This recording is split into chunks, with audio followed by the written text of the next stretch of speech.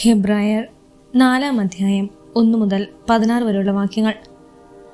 അവിടുന്ന് നൽകുന്ന വിശ്രമത്തിലേക്ക് നാം പ്രവേശിക്കുമെന്ന വാഗ്ദാനം നിലനിൽക്കുമ്പോൾ തന്നെ അതിൽ പ്രവേശിക്കാൻ കഴിയാത്തവരായി നിങ്ങൾ ആരെങ്കിലും കാണപ്പെടുമോ എന്ന് നാം ഭയപ്പെടുന്നു. അവർക്കെന്നതുപോലെ തന്നെയാണ് നമുക്കും സുവിശേഷം ലഭിച്ചത്. എന്നാൽ അവർ കേട്ട വചനം അവർക്ക് പ്രയോജനപ്പെട്ടിട്ടില്ല, കാരണം അവർ അത് വിശ്വസിച്ചില്ല. എന്നാൽ വിശ്വസിച്ചവരായി നാം വിശ്രമത്തിലേക്ക് പ്രവേശിക്കുന്നു. ലോകത്തെ സൃഷ്ടിച്ചു കഴിഞ്ഞപ്പോൾ തന്നെ അവിടുത്തെ ജോലി പൂർത്തീകരിക്കപ്പെട്ടു. എങ്കിലും അവിടുന്ന് പറഞ്ഞിരിക്കുന്നു, എൻ്റെ ക്രോധത്തിൽ ഞാൻ ശപഥം ചെയ്ത പോലെ അവരൊരിക്കലും എൻ്റെ വിശ്രമത്തിലേക്ക് പ്രവേശിക്കുകയില്ല. 7-ാം ദിവസത്തെപ്പറ്റി ഒരിടത്ത് ഇങ്ങനെ പറഞ്ഞിരിക്കുന്നു, തൻ്റെ എല്ലാ പ്രവർത്തനങ്ങൾക്കും ശേഷം 7-ാം ദിവസം ദൈവം വിശ്രമിച്ചു. വീണ്ടും ഇങ്ങനെ പറഞ്ഞിരിക്കുന്നു, അവർ ഒരിക്കലും എൻ്റെ വിശ്രമത്തിലേക്ക് പ്രവേശിക്കുകയില്ല. എന്നാൽ ചിലർ ഇനിയും പ്രവേശിക്കാനുണ്ട്. മുൻപ് സുവിശേഷം ശ്രവിച്ചവരാകട്ടെ അനുസരണക്കേട് മൂലം പ്രവേശിച്ചിട്ടുമില്ല. അതിനാൽ അവിടുന്ന് ഒരു പ്രത്യേക ദിവസം, അതായത് ഇന്ന് നിശ്ചയിച്ചിരിക്കുന്നു.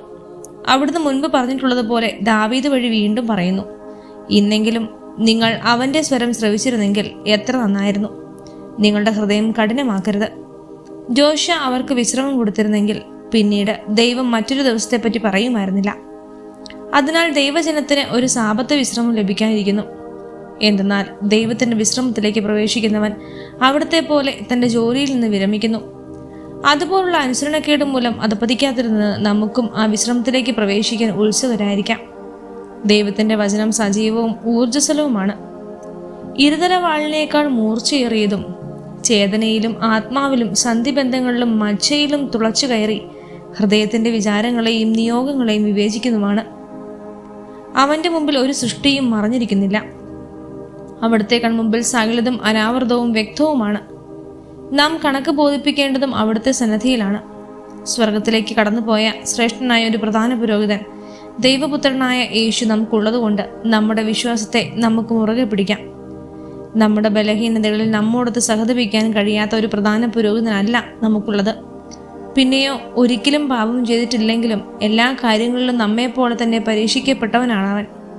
അതിനാൽ വേണ്ട സമയത്ത് കരുണയും കൃപാവരവും ലഭിക്കുന്നതിനായി നമുക്ക് പ്രത്യാശയോടെ കൃപാവരത്തിൻ്റെ സിംഹാസനത്തെ സമീപിക്കാം. ഹെബ്രായർ 5-ാം അധ്യായം 1 മുതൽ 14 വരെയുള്ള വാക്യങ്ങൾ. ജനങ്ങളിൽ നിന്ന് ജനങ്ങൾക്ക് വേണ്ടി തിരഞ്ഞെടുക്കപ്പെട്ട പ്രധാന പുരോഹിതൻ ദൈവിക കാര്യങ്ങൾക്ക് നിയമിക്കപ്പെടുന്നത് പാപപരിഹാരത്തിനായി ബലികളും കാഴ്ചകളും അർപ്പിക്കാനാണ്. അവൻ തന്നെ ബലഹീനനായതുകൊണ്ട് അജ്ഞരോടും വഴിതെറ്റിയവരോടും വേണ്ടത്ര സഹതാപത്തോടെ പെരുമാറാൻ അവന് കഴിയും. ഇക്കാരണത്താൽ അവൻ ജനങ്ങളുടെ പാപങ്ങൾക്ക് വേണ്ടി എന്ന പോലെ സ്വന്തം പാപങ്ങൾക്ക് വേണ്ടിയും ബലി അർപ്പിക്കാൻ കടപ്പെട്ടിരിക്കുന്നു. അഹ്റോനെ പോലെ ദൈവത്താൽ വിളിക്കപ്പെടുകയല്ലാതെ ആരും സ്വയം ഈ ബഹുമതി ഏറ്റെടുക്കുകയല്ല. അതുപോലെ തന്നെ ക്രിസ്തുവും പ്രധാന പുരോഹിതനാകുന്നത് തന്നെ മഹത്വപ്പെടുത്തിയില്ല. നീ എൻ്റെ പ്രിയപുത്രനാണ്, ഇന്ന് ഞാൻ നിനക്ക് ജന്മമേകി എന്ന് അവനോട് പറഞ്ഞവൻ തന്നെയാണ് അവനെ മഹത്വപ്പെടുത്തിയത്. അവിടുന്ന് വീണ്ടും പറയുന്നു, മെൽക്കിസദേക്കിന്റെ ക്രമപ്രകാരം നീ എന്നേക്കും പുരോഹിതനാണ്. തൻ്റെ ഐഹിക ജീവിതകാലത്ത് ക്രിസ്തു മരണത്തിൽ നിന്ന് തന്നെ രക്ഷിക്കാൻ കഴിവുള്ളവന് കണ്ണീരോടും വലിയ വിലാപത്തോടും കൂടെ പ്രാർത്ഥനകളും യാചനകളും സമർപ്പിച്ചു. അവൻ്റെ ദൈവഭയം മൂലം അവൻ്റെ പ്രാർത്ഥന കേട്ടു. പുത്രനായിരുന്നിട്ടും തൻ്റെ സഹനത്തിലൂടെ അവൻ അനുസരണം അഭ്യസിച്ചു. പരിപൂർണനാകപ്പെട്ടത് വഴി അവൻ തന്നെ അനുസരിക്കുന്നതെല്ലാം നിത്യരക്ഷയുടെ ഉറവിടമായി.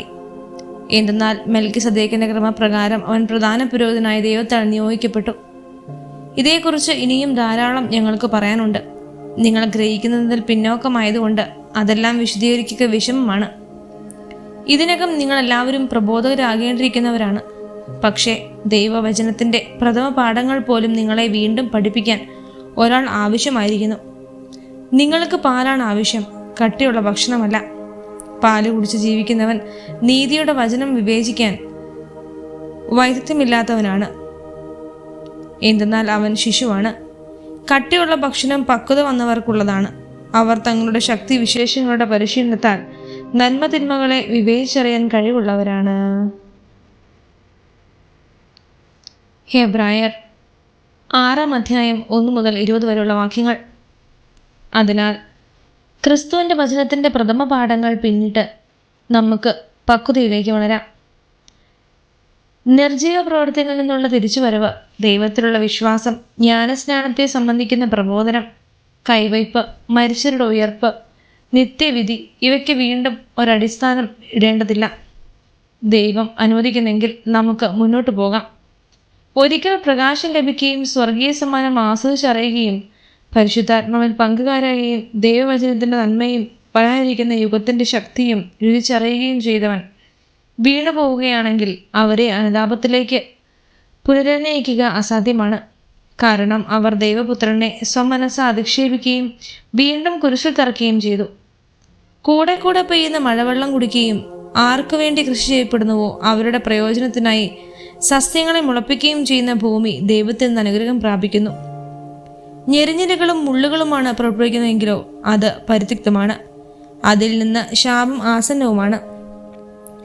ദഹിപ്പിക്കപ്പെടുക എന്നതായിരിക്കും അതിൻ്റെ അവസാനം.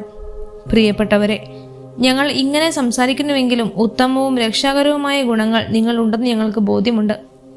നിങ്ങളുടെ പ്രവൃത്തികളും വിശുദ്ധർക്ക് നിങ്ങൾ ചെയ്തതും ചെയ്യുന്നതുമായ ശുശ്രൂഷയിലൂടെ തൻ്റെ നാമത്തോട് കാണിച്ച സ്നേഹവും വിസ്മരിക്കാൻ മാത്രം നീതിരഹിതനല്ലല്ലോ ദൈവം. നിങ്ങളിൽ ഓരോരുത്തരും നിങ്ങളുടെ പ്രത്യാശയുടെ പൂർത്തീകരണത്തിനായി അവസാനം വരെ ഇതേ ഉത്സാഹം തന്നെ കാണിക്കണമെന്ന് ഞങ്ങൾ ആഗ്രഹിക്കുന്നു. അങ്ങനെ നിരുത്സാഹരാകാതെ വിശ്വാസവും ദീർഘക്ഷമയും വഴി വാഗ്ദാനത്തിൻ്റെ അവകാശികളായവരെ അനുകരിക്കുന്നവരാകണം നിങ്ങൾ. ദൈവം അബ്രാഹത്തിന് വാഗ്ദാനം നൽകിയപ്പോൾ തന്നേക്കാൾ വലിയവനെ കൊണ്ട് ശപഥം ചെയ്യാൻ ആരുമില്ലാതിരുന്നതിനാൽ തന്നെ കൊണ്ട് തന്നെ ശപഥം ചെയ്തു. പറഞ്ഞു, നിശ്ചയമായും നിന്നെ ഞാൻ അനുഗ്രഹിക്കുകയും വർദ്ധിപ്പിക്കുകയും ചെയ്യും. അബ്രഹാം ദീർഘക്ഷമയോടെ കാത്തിരുന്ന് ഈ വാഗ്ദാനം പ്രാപിച്ചു.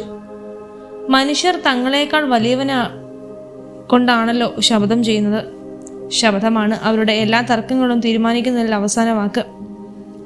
ദൈവം തൻ്റെ തീരുമാനത്തിൻ്റെ അചഞ്ചലത വാഗ്ദാനത്തിൻ്റെ അവകാശികൾക്ക് കൂടുതൽ വ്യക്തമാക്കി കൊടുക്കാൻ നിശ്ചയിച്ചപ്പോൾ ഒരു ശപഥത്താൽ ഈ തീരുമാനം ഉറപ്പിച്ചു. മാറ്റമില്ലാത്തതും ദൈവത്തെ സംബന്ധിച്ച് വ്യാജമാകാത്തതുമായ ഈ രണ്ട് കാര്യങ്ങളിലൂടെ നമ്മുടെ മുമ്പിൽ വയ്ക്കപ്പെട്ടിരിക്കുന്ന പ്രത്യാശയെ മുറുകെ പിടിക്കുന്നതിന് യത്നിക്കുന്ന നമുക്ക് വലിയ പ്രോത്സാഹനം ലഭിക്കുന്നു. ഈ പ്രത്യാശ നമ്മുടെ ആത്മാവിൻ്റെ സുരക്ഷിതത്വവും സുസ്ഥിരവുമായ നങ്കൂരം പോലെയാണ്. നമ്മുടെ മുന്നോടിയായ യേശു മെൽക്കിസദേക്കിന്റെ ക്രമപ്രകാരം എന്നേക്കും പുരോഗതനായിക്കൊണ്ട് ഏത് വിരിക്കുള്ളിൽ പ്രവേശിക്കുന്നുവോ അതേ വിരിക്കുള്ളിലേക്ക് ഈ പ്രത്യാശ കടന്നു ചെല്ലുന്നു.